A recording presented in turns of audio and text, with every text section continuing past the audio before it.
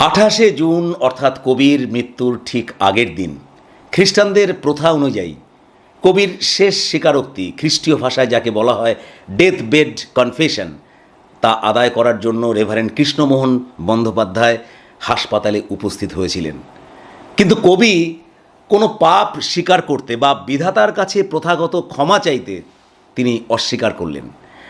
যখন তাকে জানানো হলো যে খ্রিস্টীয় অনুশাসন না মানলে অর্থাৎ কনফেশন না করলে চার্চ এবং বিশপ তার দেহ কোনোভাবেই সমাধিস্থ করতে দেবে না, সে কথা শুনে মৃত্যু পথযাত্রী কবি মধুসূদন দত্ত মৃদু হেসে বলেছিলেন, আমি মনুষ্য নির্মিত গির্জার সংস্রব গ্রাহ্য করি না, আমার কাহারও সাহায্যের প্রয়োজন নাই। পরের দিন 29শে জুন 1873 সাল রবিবার দুপুর 2টো নাগাদ কলকাতার আলিপুর জেনারেল হাসপাতালের এক কেবিনে মাত্র 49 বছর বয়সে কালজয়ী মহাকবির জীবন প্রদীপ চিরতরে নিভে গেল। কবির মৃত্যুর পরের দিনও কিন্তু তার দেহটির সৎকার হলো না।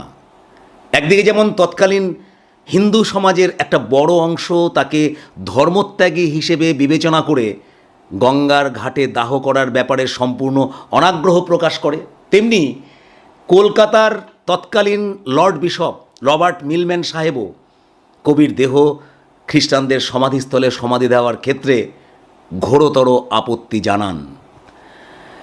বিশপ যুক্তি দেখিয়েছিলেন যে কবি মধুসূদন দত্ত খ্রিস্টান হওয়া সত্ত্বেও খ্রিস্টীয় অনুশাসন কখনোই মানতেন না।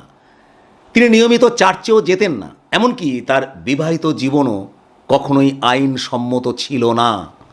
ফলে মূলত চার্চ ও বিশপের অনীহার কারণেই মৃত্যুর পরের দিনও কবির দেহ সৎকারের অনুমতি পাওয়া গেল না।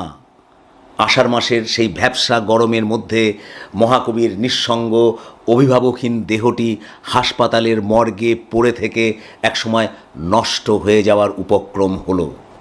আর ঠিক তখনই এগিয়ে এলেন গির্জার সেন্ট জেমস গির্জার পাদ্রী ডাক্তার পিটার জন জার্বো। মূলত তারই ঐতিহাসিক উদ্যোগে 30শে জুন বিকেলে মৃত্যুর 24 ঘন্টার বেশি সময় পরে কবির কফিন লোয়ার সার্কুলার রোডের কবরস্থলে নিয়ে যাওয়া হয়।